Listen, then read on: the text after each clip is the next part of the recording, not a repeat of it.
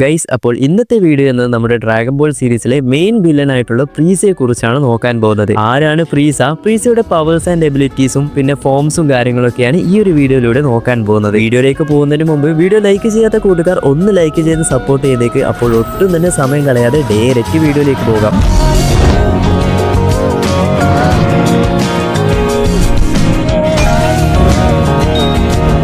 Dragon ball series നോക്കിക്കഴിഞ്ഞാൽ അതിൽ ഒരുപാടധികം വില്ലൻസിനെ കാണാൻ സാധിക്കും. എന്നാൽ ഈ സീരീസിലെ ഒട്ടുമിക്ക എല്ലാവരുടെയും ഫേവറേറ്റ് വില്ലൻ ആരാണെന്ന് നോക്കിക്കഴിഞ്ഞാൽ അത് ഫ്രീസ ആയിരിക്കും. കാരണം മറ്റ് വില്ലൻസൊക്കെ വെച്ച് നോക്കുമ്പോൾ ഫ്രീസയ്ക്ക് ആ ഒരു ഇമ്പാക്ട് തരാൻ വേണ്ടി നമുക്ക് കഴിഞ്ഞിരുന്നു. ഡ്രാഗൺ ബോൾ ക്ലാസിക് എടുത്ത് നോക്കിക്കഴിഞ്ഞാൽ വില്ലൻ എന്ന് പറയാൻ പ്രത്യേകിച്ച് നമ്മുടെ കിങ് പിക്കലോ മാത്രമാണ് ഉണ്ടായിരുന്നത്. എന്നാൽ ക്ലാസിക് കഴിഞ്ഞ് സി എത്തിയപ്പോഴാണ് പ്രധാനപ്പെട്ട വില്ലന്മാരൊക്കെ വരാൻ തുടങ്ങിയിരുന്നത്. അതിൽ നമ്മുടെ വെജീറ്റ ആദ്യം വില്ലനായി വന്നിട്ടുണ്ടെങ്കിലും വെജീറ്റ ഒന്നുമല്ല എന്ന് പറഞ്ഞാണ് നമ്മുടെ ഫ്രീസ ഇവിടെ വരുന്നത്. ഇവിടെ വെച്ചാണ് ആദ്യം ഫ്രീസ എന്ന ക്യാരക്ടറിനെയും നമുക്ക് കാണിച്ചു തരുന്നത്. ഫ്രീസയുടെ ഫാദറാണ് കിങ് കോൾഡ്. കൂടാതെ ഫ്രീസയ്ക്ക് ഒരു ബ്രദറും കൂടിയുണ്ട്. അവന്റെ പേരാണ് കൂളർ. ഈ ഒരു കൂളറിനെ പറ്റി നോക്കിക്കഴിഞ്ഞാൽ ഫ്രീസയേക്കാൾ പവർഫുൾ എന്ന രീതിയിലാണ് ഇവിടെ കാണിച്ചിട്ടുള്ളത്. എന്നാൽ ഈ ഒരു കൂളർ എന്ന് പറഞ്ഞിട്ടുള്ള ക്യാരക്ടർ നോൺ കാനോൺ ആയിട്ടാണ് കാണിച്ചു തന്നിട്ടുള്ളത്. കൂളർ എന്ന ക്യാരക്ടറിനെ 2 മൂവീസിലായും അതുപോലെ തന്നെ ഡ്രാഗൺ ബോൾ ഹീറോസിൽ ഗോൾഡൻ കൂളർ ഒക്കെ ആയിട്ടും ഇവിടെ കാണിച്ചു തന്നിട്ടുണ്ട്. എന്നാൽ ഇതൊക്കെ നോൺ കാനോൺ ആണ്. ഇനി ഡ്രാഗൺ ബോൾ യൂണിവേഴ്സിൽ ഫ്രീസയുടെ റോൾ എന്താണ്, എന്തുകൊണ്ട് ഫ്രീസ സെയ്യൻ പ്ലാനറ്റ് ഡിസ്ട്രോയ് ചെയ്ത് തുടങ്ങിയ കാര്യങ്ങളൊക്കെ നമുക്ക്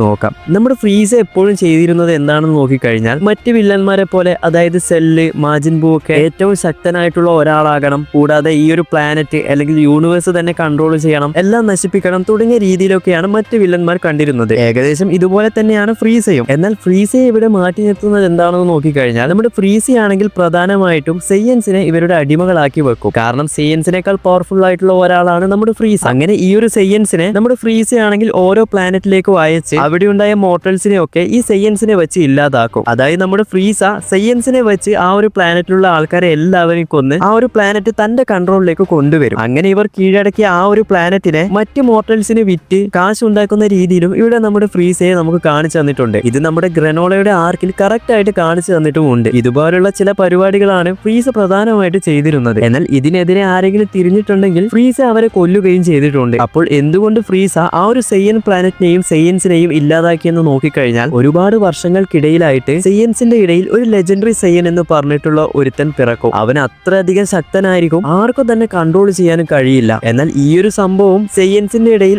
ഒരു കെട്ടുകഥ പോലെയാണ് നിലനിന്നിരുന്നത്. അപ്പോൾ ഫ്രീസ ഈ ഒരു കാര്യവും മനസ്സിലാക്കി, കൂടാതെ ഈ ഒരു സെയ്യൻസിന്റെ വളർച്ച കണ്ട് ഫ്യൂച്ചറിൽ ഇത് നമുക്ക് തന്നെ പണിയാകുമെന്ന് മനസ്സിലാക്കിയൊക്കെയാണ് നമ്മുടെ ഫ്രീസ ഈ ഒരു സെയ്യൻ പ്ലാനറ്റ് ഇല്ലാതാക്കുന്നത്. എന്നാൽ പ്രധാന കാരണം ഇത് മാത്രമല്ല, നമ്മുടെ ബീറൂസ് പറഞ്ഞിട്ടാണ് നമ്മുടെ ഫ്രീസ സെയ്യൻ പ്ലാനറ്റ് ഇല്ലാതാക്കിയതെന്ന് മാഗയിൽ പിന്നീട് പറഞ്ഞു തരുന്നതൊക്കെ ഉണ്ട്. എന്നാൽ ഈ ഒരു 2 റീസണും നമുക്ക് ഇവിടെ എടുത്തു പറയാം. കൂടാതെ ഫ്രീസയെ പറ്റി എടുത്തു പറയേണ്ട മറ്റൊരു കാര്യം എന്താണെന്ന് നോക്കിക്കഴിഞ്ഞാൽ നമ്മുടെ യൂണിവേഴ്സ് 7, അതായത് ഗോകുവിന്റെ യൂണിവേഴ്സ് എടുത്തു കഴിഞ്ഞാൽ അതിൽ ഒരുപാടധികം പ്ലാനറ്റ് ഉണ്ട്, ഒരുപാടധികം മോർട്ടൽസും കാര്യങ്ങളൊക്കെ ഉണ്ട്. അപ്പോൾ ഇവരോടൊക്കെ പോയി യൂണിവേഴ്സ് 7ന്റെ ഗോഡ് ഓഫ് ഡിസ്ട്രക്ഷൻ ആരാണെന്ന് ചോദിച്ചു കഴിഞ്ഞാൽ കൂടുതൽ ആൾക്കാർക്കൊന്നും അവരെ അറിയില്ല. കൂടാതെ സ്ട്രോങ്ങസ്റ്റ് ആയിട്ടുള്ള ഫൈറ്റർ ആയ ഗോകുവിനെ അറിയുമെന്ന് ചോദിച്ചു കഴിഞ്ഞാൽ അതും അറിയില്ല. എന്നാൽ പലരുടെ അടുത്ത് പോയി ഫ്രീസയെ അറിയുമെന്ന് ചോദിച്ചു കഴിഞ്ഞാൽ ഒട്ടുമിക്ക എല്ലാവർക്കും തന്നെ അറിയാം. കാരണം യൂണിവേഴ്സ് 7ലുള്ള പല മോർട്ടൽസും ഇപ്പോഴും കരുതിയിരിക്കുന്നത് ഈ ഒരു യൂണിവേഴ്സിനെ റൂൾ ചെയ്യുന്നത് ഫ്രീസയാണ് എല്ലാം തുടങ്ങിയ രീതിയിലാണ് എല്ലാവരും കരുതിയിരിക്കുന്നത്. ഈ ഫ്രീസയുടെ പവേഴ്സും ഫോംസും മറ്റു കാര്യങ്ങളൊക്കെ ഇവിടെ നോക്കാം. ഇവിടെ ആദ്യം തന്നെ നമ്മുടെ ഫ്രീസയുടെ ബേസ് ഫോം എടുത്തു നോക്കാം. ഗോകുവും വെജിറ്റയേക്കാൾ ചെറുതായിട്ടുള്ള രീതിയിലാണ് ഇവിടെ ആദ്യം തന്നെ നമ്മുടെ ഫ്രീസയെ കാണിച്ചിരിക്കുന്നത്. ഇവിടെ ഫ്രീസയാണെങ്കിൽ ചെറിയൊരു സ്പേസ്ഷിപ്പ് പോലുള്ള ഒരു സംഭവത്തിലൊക്കെയാണ് സഞ്ചരിച്ചുകൊണ്ടിരിക്കുന്നത്. പക്ഷെ പുള്ളിക്കാരൻ ചെറുതാണെന്ന് പറഞ്ഞാലും ഒരു പ്ലാനറ്റിനെ തന്നെ ഈസി ആയിട്ട് ഫ്രീസയ്ക്ക് ഡിസ്ട്രോയ് ചെയ്യാൻ സാധിക്കും. അതായത് നമ്മുടെ ബാർഡോക്ക് പോലുള്ള സെയ്യൻസിനെ ഒക്കെ ഈ ഫോമിൽ തന്നെ ഈസി ആയിട്ട് ഫ്രീസയ്ക്ക് ഡിസ്ട്രോയ് ചെയ്യാൻ സാധിക്കുമെന്ന് അർത്ഥം. ഇനി അടുത്തത് ഫ്രീസയുടെ 2ാമത്തെ ഫോം. ഈ ഒരു ഫോമിൽ നമ്മുടെ ഫ്രീസയെ നോക്കിക്കഴിഞ്ഞാൽ കുട്ടിയായിട്ടുള്ള ഫ്രീസ പെട്ടെന്ന് ഒരു ജയന്റ് ആയിട്ട് മാറും. അതായത് കാണാൻ കിങ് ഗോൾഡിനെ പോലെയൊക്കെയാണ് ഉണ്ടാവുക. ആ ഒരു കൊമ്പൊക്കെ വന്ന് ഒരു മോൺസ്റ്ററിനെ പോലെ ഉണ്ടാകും. നാമക്കിൻ പ്ലാനറ്റിൽ നമ്മുടെ വെജീറ്റ, ഗോഹാൻ, ഫ്രീസയൊക്കെ ആയിട്ട് ഫൈറ്റ് ചെയ്യുന്ന സമയത്താണ് ഫ്രീസ ഈ ഒരു ട്രാൻസ്ഫോർമേഷനിൽ മാറുന്നത്. ബേസ് ഫോമിനേക്കാളും കുറച്ചുകൂടി ഫ്രീസ ഇവിടെ പവർഫുൾ ആകുന്നുണ്ട്. അത് കഴിഞ്ഞ് ഫ്രീസ ഇവിടെ 3rd ഫോമിലേക്ക് മാറുന്നു. ഏറ്റവും വിയേർഡ് ആയിട്ടുള്ള ഫോം ഏതാണെന്ന് നോക്കിക്കഴിഞ്ഞാൽ ഫ്രീസയുടെ ഈ ഒരു ഫോം ആണെന്ന് ഞാൻ പറയും. കാരണം കാണുമ്പോൾ തന്നെ എന്തോ പോലെ തോന്നും. പുറകിൽ 2 കൊമ്പൊക്കെ വന്ന് തലയൊക്കെ ഒരുപാട് വലുതായി കാണുമ്പോൾ എനിക്ക് അത്രത്തോളം ഇഷ്ടപ്പെട്ടിട്ടില്ല. എന്നിരുന്നാലും പുള്ളിക്കാരൻ നേരത്തെ ഉള്ളതിനേക്കാൾ കുറച്ചുകൂടി പവർഫുൾ ആകുന്നുണ്ട്. അത് കഴിഞ്ഞാണ് ഫ്രീസയുടെ 4ാമത്തെ ഫോം അല്ലെങ്കിൽ ഫൈനൽ ഫോം. ഇപ്പോൾ ഡ്രാഗൺ ബോൾ സൂപ്പർ ഒക്കെ എടുത്തു നോക്കിക്കഴിഞ്ഞാൽ ഈ ഒരു ഫോമിലുള്ള ഫ്രീസയാണ് നമുക്ക് കൂടുതലായിട്ട് കാണാൻ സാധിക്കുന്നത്. ആദ്യമൊക്കെ ഫ്രീസയെ ഒരു ഏലിയൻ ടൈപ്പ് ആയിട്ടാണ് നമ്മൾ കണ്ടിട്ടുള്ളത്. അത് കഴിഞ്ഞ് ഈ ഒരു ഫോമിലേക്ക് ഫോമിലേക്ക് മാറുമ്പോൾ ഏകദേശം ഹ്യൂമൻസിനെ പോലെ തന്നെ ആ ഒരു കൈകാലുകളൊക്കെ പെർഫെക്റ്റ് ആയി വന്ന് കണ്ണുകളൊക്കെ കറക്റ്റ് ആയി ആ ഒരു ഷേപ്പിൽ വരുന്നുണ്ട്. അതായത് ഒരു ഹ്യൂമനും ഏലിയനും തമ്മിൽ ഫ്യൂഷൻ ചെയ്താൽ എങ്ങനെ ഉണ്ടാവുമോ ഏകദേശം അതുപോലെ തന്നെ ഈ ഒരു ഫൈനൽ ഫോമിൽ എത്തുമ്പോഴേക്കും ഫ്രീസ അത്രയധികം പവർഫുൾ ആയിട്ട് മാറും. ഒരു നോർമൽ സെയ്യനെ എങ്ങനെ പോയാലും നമ്മുടെ ഫ്രീസയെ ഡിഫീറ്റ് ചെയ്യാൻ കഴിയില്ല, അത്രയധികം പവർഫുൾ ആകും. ഈ ഒരു ഫോമിലാണ് നമ്മുടെ ഫ്രീസ ഗോക്കുവായിട്ട് ഫൈറ്റ് ചെയ്യുന്നത്. കൂടാതെ ഇവിടെ ഗോക്കു സൂപ്പർ സെയ്യനിൽ മാറുകയും ഫ്രീസയുടെ കൂടെ പിന്നീട് ഫൈറ്റ് ചെയ്യുകയും ചെയ്യുന്നുണ്ട്. എന്നാൽ ഈ ഒരു ഫൈനൽ ഫോമിൽ തന്നെ നമ്മുടെ ഫ്രീസയാണെങ്കിൽ ഫുൾ പവർ എന്ന് പറഞ്ഞിട്ട് ഒരു സംഭവം കൂടി യൂസ് ചെയ്യുന്നുണ്ട്. അതായത് ഈ ഒരു ഫൈനൽ ഫോമിൽ ഫുൾ പവർ യൂസ് ചെയ്യുമ്പോൾ തന്റെ ബോഡിയൊക്കെ കുറച്ച് ബൾക്കായി മാറും. എന്നാൽ ഇതൊക്കെ മാറിയാലും ഗോക്കുവിന്റെ കയ്യിൽ നിന്ന് അവസാനം ഡിഫീറ്റ് ചെയ്യുകയാണ് ചെയ്യുന്നത്. ഇവിടെ ഗോക്കു വാസസ് ഫ്രീസ എന്ന് പറഞ്ഞിട്ടുള്ള ആദ്യത്തെ ഫൈറ്റിലാണ് ഫ്രീസ ഇവിടെ മരിക്കുന്നത്. ഫ്രീസ ആദ്യമായിട്ട് മരിക്കുന്നതും ഗോക്കുവിന്റെ കയ്യിൽ നിന്നാണ്. അങ്ങനെ അത് കഴിഞ്ഞ് ഫ്രീസ പിന്നെയും തിരിച്ചു വരുന്നുണ്ട്. അതായത് ഫ്രീസയുടെ ഡാമേജ് ആയ ബോഡിയൊക്കെ മെക്കാനിക്കലി അറ്റാച്ച് ചെയ്ത് കുറച്ച് മിഷൻസ് ഒക്കെ അറ്റാച്ച് ചെയ്ത് ഫ്രീസയെ പഴയതുപോലെ കൊണ്ടുവരും. ഈ ഒരു ഫ്രീസയെ മെക്ക ഫ്രീസ എന്നാണ് പറയുന്നത്. എന്നാൽ വളരെയധികം ഹൈപ്പിൽ വന്ന ഈ ഒരു ഫ്രീസയാണെങ്കിൽ നമ്മുടെ ഫ്യൂച്ചർ ട്രങ്ക്സ് സൂപ്പർ സെയിനിൽ മാറി തന്റെ ആ ഒരു സോഡ് വെച്ച് 2 പീസ് ആക്കി മാറ്റുന്നുണ്ട്. ഡ്രാഗൺ ബോൾ ജി വരെയുള്ള ഫ്രീസയുടെ അവസ്ഥ ഇതാണ്. ഇനി ഡ്രാഗൺ ബോൾ സൂപ്പറിലേക്ക് നോക്കിക്കഴിഞ്ഞാൽ ഫ്രീസ ഇവിടെ 3 ഫോമാണ് യൂസ് ചെയ്യുന്നത്. അതിലൊന്ന് എല്ലാവർക്കും അറിയുന്നത് പോലെ തന്നെ ആ ഒരു ഗോൾഡൻ ഫ്രീസ. അതായത് നമ്മുടെ ഫ്രീസ പിന്നെയും ട്രെയിനിങ് ചെയ്താണ് ഈ ഒരു ഗോൾഡൻ ഫോമിലേക്ക് മാറുന്നത്. ഈ സമയമാകുമ്പോഴേക്കും നമ്മുടെ ഗോക്കും വെജിറ്റയും ഒക്കെ ഗോഡ് കീ യൂസ് ചെയ്യാൻ തുടങ്ങിയിരുന്നു. എന്നിരുന്നാലും അതിനെ പിടിച്ചു നിൽക്കാൻ പറ്റുന്ന രീതിയിൽ തന്നെയാണ് ഈ ഒരു ഫ്രീസയുടെ ഗോൾഡൻ ഫോം എന്നതും. ഈ ഒരു ട്രാൻസ്ഫോർമേഷൻ മാറുന്ന രംഗങ്ങളൊക്കെ അത്യാവശ്യം അടിപൊളിയാണ്. കൂടാതെ മറ്റു ഫോമിൽ നിന്നും കുറച്ച് വ്യത്യസ്തമായിട്ട് ഫ്രീസയെ ഈ ഒരു ഫോമിൽ കാണാനും കുറച്ച് അടിപൊളിയായിട്ടാണ് ഉള്ളത്. എന്നാൽ ഫ്രീസ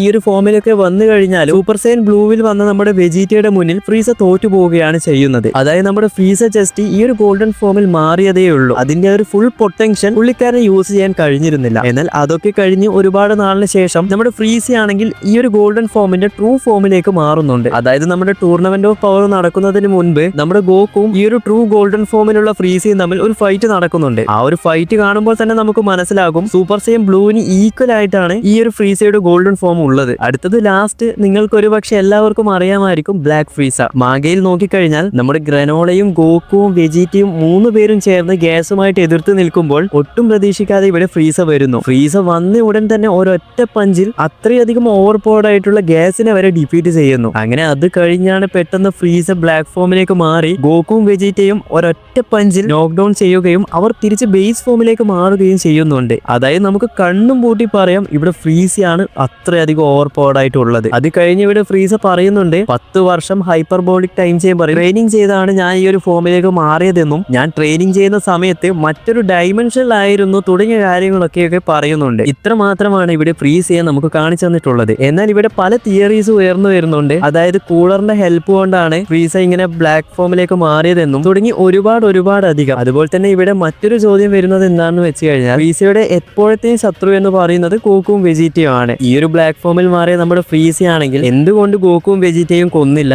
ഇതിനും പല തിയറീസ് പറയുന്നത് എന്താണെന്ന് വെച്ച് കഴിഞ്ഞാൽ ഒന്നെങ്കിൽ നമ്മുടെ ഫ്രീസ ഗോക്കും വെജിറ്റയും ഇപ്പോൾ ആ ഒരു ശത്രുവായിട്ടൊന്നും കാണുന്നില്ല, അല്ലെങ്കിൽ ഗോക്കും വെജിറ്റയേക്കാൾ ഒരു പവർഫുൾ ആയിട്ടുള്ള മറ്റെന്തോ ഒന്നിനെ നേരിടാൻ വേണ്ടിയിട്ടാണ് ഫ്രീസ ഈ ഒരു ഫോമിലേക്ക് മാറിയത്. ഇതൊക്കെ വെറും തിയറീസ് മാത്രമാണ്. സത്യാവസ്ഥ എന്താണെന്ന് നമുക്കൊന്നും അറിയില്ല. അപ്പോൾ ഇത്രയൊക്കെ കാര്യങ്ങളാണ് ഫ്രീസയെ പറ്റി എനിക്ക് പറയാനുള്ളത്. ഡ്രാഗൺ ബോൾ സീരീസിലെ നിങ്ങളുടെ ഫേവറേറ്റ് വില്ലൻ ആരാണെന്ന് മറക്കാതെ കമന്റ് ചെയ്യുക. അപ്പോൾ ഇതുപോലുള്ള മറ്റൊരു വീഡിയോയുമായി പിന്നെ വരാം.